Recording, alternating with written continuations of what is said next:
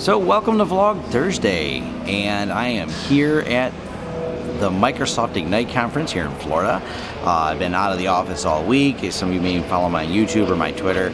I've been posting some of the stuff here, and I'm going to talk real quick about what brought me here, and which is the SMLR podcast. And I'm wearing a shirt because I was just up in the podcast studio and doing some filming there for not for my YouTube channel but for our SMLR channel, and doing an interview about some Linux stuff. Yes, lots of Linux stuff here at Microsoft. And so that's been really an interesting thing because being a big Linux guy means, what are you doing at a Microsoft conference? Obviously we deal with Microsoft day to day with our support company and things like that. But this has really been a deep dive into some of the product offerings that they're doing. The meeting we just had was with the Microsoft SQL launch, which is Monday. What that is the Microsoft database server is being brought over to Linux. Pretty amazing and really neat. And the other thing we did was some really cool deep dive story with the guys who brought Git development into Microsoft and some of the other open source. And so it's been fascinating, and this all started because Tony had started a podcast. But hey, I want a podcast to talk about Linux, and through that podcast, he was at PenguinCon, and I met Tony and asked him to join. And well, I got on the podcast, and we started doing things, and then comes in the connections that came from that. Someone liked our podcast, someone listened to it, said, hey, you should hear this podcast, and it landed to a guy over at Microsoft, and he says, all right. They brought us over to the Build, which was earlier this year, and we went to the Microsoft Build conference and did some interviews with some really neat people doing some of the Linux and Azure and Cloud Data Center stuff, and that they liked the interview work we did, so that brought us all the way around to doing this one here, Ignite, down in Florida. And then that leads to the not completely announced yet, but I'll throw it in a vlog here. We're going to be doing the Microsoft Connect conference in New York. That's going to be in November. So it's really interesting, and that's why the topic in here is connections and Bernie Madoff. And I'll tell you how those go. So on the flight here, Delta has got the planes in the back of the TV. In the back seats, so you can watch TV while it keeps me distracted, because I hate logistically flying and things like that. Annoys me, and it being cramped up for so long. Movies help with that. Thanks Delta for having that on there. And I watched the new Madoff movie, Wizard of Lies, and De Niro plays Madoff, which sounds weird, but it worked. He looks like they put it together, and that detail is. Yeah, it's kind of strange to think that De Niro would play Bernie Madoff, but he did. Anyways, what made it very interesting is the connections Madoff had. And that just really got me thinking about business and the connections and the importance of those connections. The connections that brought me here, the connections Madoff had. And it's not just about, some people think you have to be born rich to start a business, or you have to do that, but you have to be connected. Is like a big factor in there. It's a very helpful factor, because you can take someone, if you took their money away, and you see this, people who lose all their money one reason or another, but through their connections they get back on their feet very fast. And I think that's an aspect of business that maybe is not as often talked about, or maybe it is, I didn't look in the right places. There's a lot of business theory on this and that, but the connections you have are so important. And the way it relates to Madoff is the connections he had allowed people just to keep investing with him, and he could keep the little game he had going. And it was terrible wrong, everything he did. But it was really interesting, because when he was discovered a fraud, admitted to being a fraud, and the whole downfall of Madoff, and how it affected his son, and who ultimately, I didn't know until watching the movie and verified it later that his son committed suicide over this, but it devastated him not just in a financial way, but because it ostracized him because of what his father did. Now, it remains questionable. I didn't read, based on the way the movie portrayed it, the sons had no connection to what was going on, and they were kept in the dark with it. I don't know enough facts about the case that I've been able to find, and not researched it deeply, of whether or not they knew anything. But tragic if they did, if they were at all a part of it. But the part that I liked in the movie, because they really put it that the sons didn't know, was when he was being drilled by the government, and saying, how did you not know your dad was doing this, and drilling it, and they flip the table on them and go, how did you not know Bernie Madoff was on all these different government boards and regulation committees, and he wrote the laws for these things, which is kind of ideal. But to think that a guy got that, and Bernie was so trusted individual that he was writing the laws while also breaking them simultaneously was just an incredible disaster. But when that all fell apart for him, and that was part of what led the son couldn't take that. Like, they were no longer welcome. They were no longer part of any type of community anymore. And that's an important part of business, is making sure your name never gets to be made off, or doing anything to make that. So keeping your reputation is just so huge. I was just thinking a lot about that. Like, I work very hard at that, and it means a lot to me to make sure that I do things in a very reputable and honest way. So that the connections are probably more important than you want to think about it. And that's part of what I'm doing here at the conference, is not just podcasting, but I like going on the floor. I go to some of the sessions and do a lot of learning, but then it's the after sessions, it's the after hours, and really getting in deep with some of the people, building those relationships, making connections, and hearing their stories of how things and products came about. And it's just really been a fascinating journey and learning from all that. It's almost like the real business deals happen after the official meetings. The meetings are just to polish off the details. The real stuff happened, later over a conversation or a drink or something like that. And we've been seeing that here. The after parties have been great. I mean, the customer interactions, when people can go, okay, there's no lawyers or PR people that says I can't talk about this. So I got some really deep understanding of how things work at Microsoft, how things work at some of these companies, challenges they face when they can talk about scenarios in a very open thing. Because if they officially titled, how this thing went wrong with this customer, that's really hard for them in a presentation, but it's really easy for them. It's like, all right, yeah, this is what the challenge we're really facing and a problem we're trying to solve.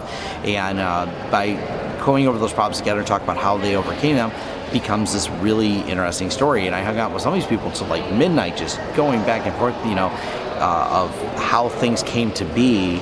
And it was really cool, because a few people also knew me from YouTube. And anyone who said hi, thank you very much. I do appreciate it. Feel free, if you see me, to say hi. I'm not bothered by that at all. And I thought it was funny too, because we got to meet from Windows Weekly, that podcast, Mary Jo Foley and Paul Thurrott, which they were really graceful, really cool, great stories from them. And it was fun because Mary Jo was so humbled. She's like, maybe if you're watching this, you've heard of them because you're into tech like I am, or you've never heard of them, but she thinks it's so absurd that she's like an unknown, so to speak, in a celebrity class world.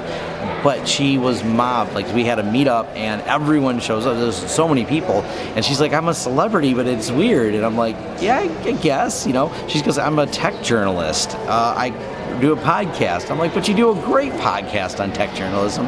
And it is that weird feeling that, there's like this weird niche celebrity. And I think that's, we will segue into that. That turned into a discussion, kind of a roundtable we had, of Bing Crosby. And we'll go back that far. And there was a time when a percentage of America watched one thing. So you, as a country, there was a common ground where people found so many people, if you were watching it, watched a Bing Crosby special, Christmas special, whatever. And now America's become, and in general the world, as we've expanded, we've now subdivided. So no one was ever as singularly popular as Bing Crosby. And now that doesn't matter as much, because there's not anyone singularly popular anymore. We have now subdivided out into all these different categories. It's just really a fascinating psychological think about that. And I'm seeing that here at the conference, because, we all flock together for the pieces of interest they are. And by the way, to give you some scope and scale of this conference, there's 30,000 people here at the Orlando Convention Center. 30,000. And it's been really cool. I talked to one of the event directors while I was walking over here, and I said, well, thank you. You guys have pulled this off really well. And they have. This event, to coordinate that many people, is a challenge to organize 30,000 people across several campuses. And then I know some of the people. The guy who brought us in for the podcast, he is coordinating lots of the dev talks that are going on, so he had to put together all the speakers, the agendas, and things like that. So there's so many levels of planning in here, and it's been amazing. It's all well documented. It's easy to find. They have an app. They're Microsoft. They got an app for that.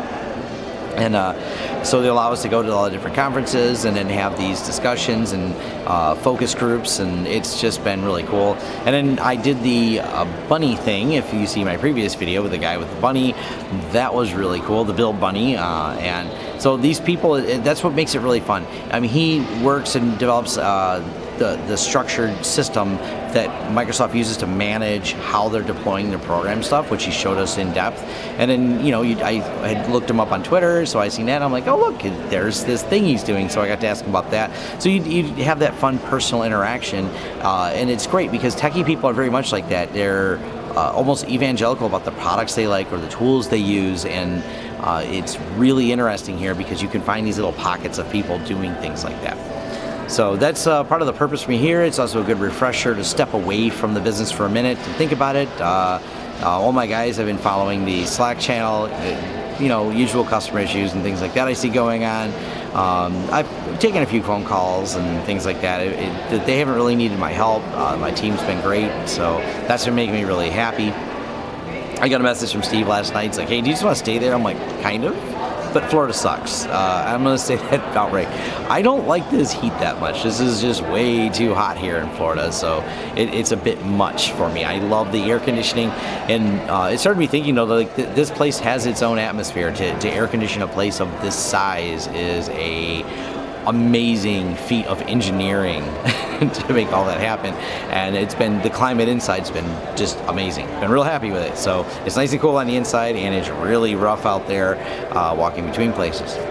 But we have the usual projects still going on. You know, Corey's got some cabling, wiring. We're going to do some more videos. I've been really thinking about how to do it, and I got another camera that's going to be more on-site, so when Corey does some of these building wiring jobs, we can go out there and follow through that. Dealing with, you know, the one thing that I did get, at least took a look at and got a call and discuss today, you know, another vendor, all the planning committee went one way to pre-plan for a job, and at the last minute when we're just supposed to launch a job, the client is changing all the parameters. So now that's, you know, the fun of having business and things that you're like, why? We have planning, and now you guys are changing even the location of where they want all the wires ran to, where they're all going to land, essentially their server room. Don't understand that. I'm also going to comment, I don't understand people who call repetitively and hang up. That is, it probably shouldn't bother me, but it kind of does because they keep leaving 1-second voicemails. I'm like, well, if you never tell me what you want, how am I supposed to solve the problem? And we had a client that I think they called 9 times. I looked at the log and there's just a bunch of hang-ups. I'm like, why do they keep calling and hanging up? Like, I can't return their call, even though I think I know which client it is, because it just goes to their main number and we're not sure who's having the problem inside the company. But why do they just keep calling all morning and hanging up and never leaving a message or never sending us an email as to what they need? So we call back immediately. I'm checking all the voicemails because it alerts me a voicemail, but the voicemail's only 1 second or 2 seconds long, which is just them hanging up the phone.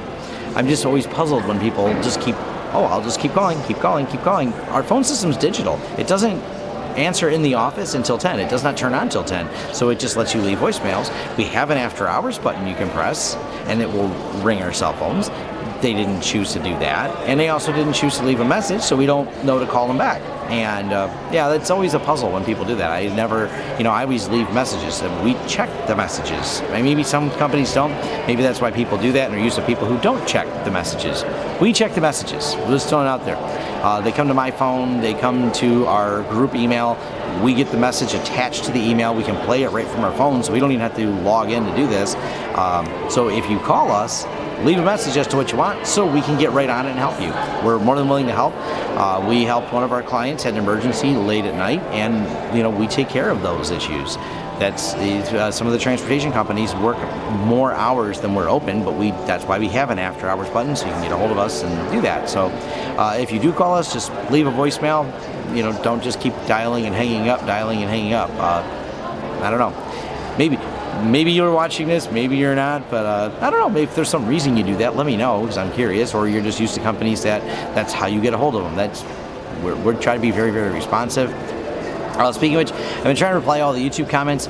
And I was showing one of the Microsoft guys because he thought it was funny. He's met me from YouTube, and I showed him how the YouTube comment system doesn't work right on the phone, and occasionally just doesn't work right. I showed him exactly the problem, and if someone from YouTube is watching this, I don't know how to do it as a bug report, or maybe I should fill one out. I get a notification, I can slide down from my phone that says I got a message, but then when I go to touch the message and check it, it doesn't exist, and I can't find the message. Sometimes it shows up like 2 or 3 hours later, but it's really weird that the app notifies me of a comment. I go to look for the comment, I can't find the comment. So that's kind of a strange issue I've seen with the YouTube app. So I do try to reply to everyone, and same with the emails. I try to reply to all the emails, but occasionally I'm confused when someone sends me an email, because if there's not an ask, I don't know if you want me to reply thank you or exactly what you're looking for. I try to understand some of the things on there. I've gotten a couple. I don't mind, keep sending me messages, but make sure if you are asking me something, make sure I understand what you're asking. I'm not going to call anyone out, but some of the emails I got, I don't know what. I don't understand it maybe, and just wanted to let you know. But I don't mind the feedback. I don't mind, so I put my contact. You can tweet at me. You can email me. Facebook Messenger is a little bit tricky because of the privacy thing, where it won't let me automatically reply to your message unless I go through an acceptance. So I don't always see those until I go through them. But it seems like I got my Twitter opened up, so if you want to DM me on Twitter, or messaging on YouTube is bad. I know they're trying to work on that, but there's the community part. You can leave comments on there. If you've seen that, I've thought about using it more, but it's pretty, I'm not real clear on all that. But anyways, thanks for watching Vlog Thursday. We'll have more next week. I'll be back in the office, back hanging out with Marvin and them, and we'll continue on from there. All right, thanks for watching. Like the content here, like and subscribe.